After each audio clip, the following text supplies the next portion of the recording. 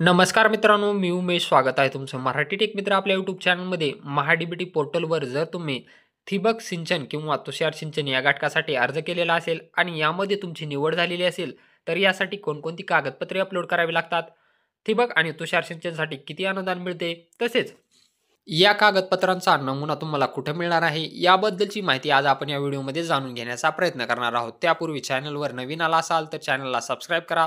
तसेच बेल आयकॉनला प्रेस करायला विसरू नका. आपलं टेलिग्राम आणि व्हॉट्सअप चॅनलही असून येथे आपण महाडीबीटीवर लागणारे वेगवेगळे टेस्ट रिपोर्ट, त्यानंतर हमीपत्र, स्वघोषणापत्र यांच्या PDF शेअर केलेल्या आहेत. त्यासाठी तुम्ही तेही जॉइन करू शकता. चला तर मग पाहूयात की यासाठी अनुदान की ठिबक सिंचनसाठी तुम्ही पाहू शकता यामध्ये 2 प्रकार आहेत. ऑनलाईन प्रणाली आणि इनलाईन प्रणाली. यामध्ये तुम्ही किती क्षेत्रासाठी अप्लाय केलेलं आहे त्यानुसार तुमचं अनुदान ठरवलं जातं आणि यामध्ये मीटरमधील किती अंतर वापरण्यात आलेलं आहे त्यानुसार हे तुमचं अनुदान इथं दिलेलं आहे. यामध्ये तुम्ही पाहू शकता ऑनलाईन प्रणालीमध्ये जर तुम्ही 12 बाय 12 मीटरमध्ये 40 आरसाठी म्हणजे 1 एकरसाठी घेत असाल तर ₹15,853 अनुदान आहे. 1 हेक्टरसाठी 21,643. सेम अशाच प्रकारे इनलाईन प्रणालीमध्ये तुम्ही कमीत कमी 1.2 गुणिले 0.6 किंवा कमी अंतर यासाठी घेत असाल तर 1 एकरसाठी तुम्हाला ₹50,000 अनुदान दिलं जातं. 1 हेक्टरसाठी तुम्हाला ₹1,12,037 अनुदान दिलं जातं. याची PDF तुम्हाला आपल्या टेलिग्राम चॅनलला मिळून जाईल. यामध्ये तुम्ही वेगवेगळ्या घटकासाठी आणि तुमच्या क्षेत्रानुसार अनुदान पाहून घ्या.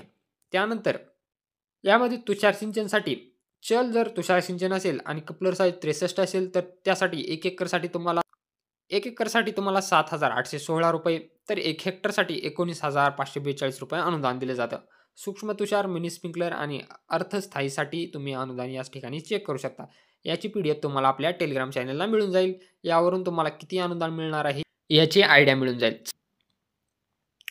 यामध्ये ठिबक सिंचन तसेच तुषार सिंचन यासाठी कोणकोणती कागदपत्रे अपलोड करावी लागतात, चला तर मग पाहूयात आणि त्या कागदपत्रांचा नमुना तुम्हाला कुठे मिळणार आहे हेही आपण पाहूयात. तर यासाठी कोणकोणती कागदपत्रे लागतात पहा. ठिबक व तुषार सिंचन अनुदान योजना 2025-26 आवश्यक कागदपत्रे. तुम्हाला कागदपत्रे कोणकोणती अपलोड करायची आहेत. पूर्वसंमती मिळण्यापूर्वी हमीपत्र, ज्याला परिशिष्ट 7 असं म्हटलं जातं, हे अपलोड करायचं आहे. हे कुठं मिळणार आहे हेही आपण पाहणार आहोत. सूक्ष्म सिंचन संच दरपत्रक म्हणजे कोटेशन. तुम्हाला ज्या दुकानातून स्प्रिंकलर किंवा ठिबक सिंचन खरेदी करायचं आहे तिथून तुम्हाला दरपत्रक म्हणजे कोटेशन घ्यायचं आहे. बँक पासबुकची झेरॉक्स घ्यायचं आहे. जर तुमचं जमीन सामायिक असेल तर त्यासाठी संमतीपत्र घ्यायचं आहे. जर कास्टमधून अर्ज केलेला असेल तर त्यासाठी वैध जात प्रमाणपत्र तुम्हाला लागणार आहे. यामध्ये पूर्वसंमती मिळाल्यानंतर तुम्हाला काय करायचं आहे, सूक्ष्म सिंचन आखीव आराखडा दुकानदाराकडून घ्यायचा आहे. इनवॉइस बिल घ्यायचं आहे. GST बिल हेच तुम्हाला दुकानदारच देणार आहे आणि काम पूर्वत्वाचा दाखला तुम्हाला घ्यायचा आहे. यामध्ये अत्यंत महत्त्वाची अशी सूचना आहे, ती काय आहे पहा. इनव्हॉइस बिलावरील बॅच नंबर, CML नंबर आणि प्रक्षेत्रावरील उपकरणांचा बॅच नंबर एकच असल्याची खात्री करा.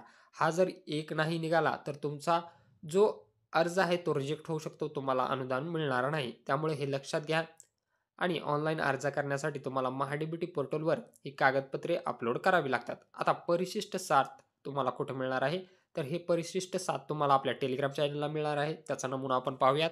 तुमची निवड झाल्यापासून 10 दिवसाच्या आतमध्ये तुम्हाला हे परिशिष्ट 7 म्हणजे शेतकऱ्याने द्यावयाचा हमीपत्र भरून अपलोड करायचं आहे. यामध्ये तुमचा रिसेंट पासपोर्ट साईज फोटो द्यायचा आहे.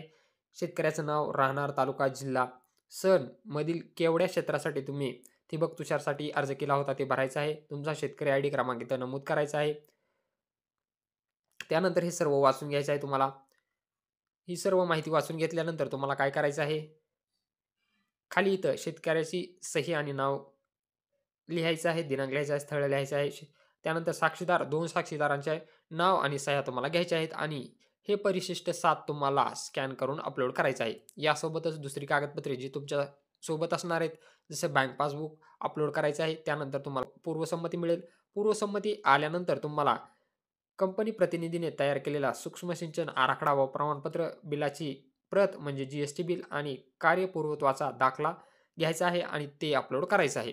त्यानंतर तुमची स्थळपाहणी होईल आणि स्थळपाहणी झाल्यानंतर तुम्हाला अनुदान दिलं जातं. तर अशा प्रकारे ठिबक आणि तुषारसाठी तुम्हाला कागदपत्रे अपलोड करायची आहेत. याचा नमुना तुम्हाला आपल्या टेलिग्राम चॅनलला मिळून जाईल. व्हिडिओ आवडला असेल तर चॅनलला नक्की सबस्क्राईब करा आणि बेल आयकॉनला प्रेस करायला विसरू नका.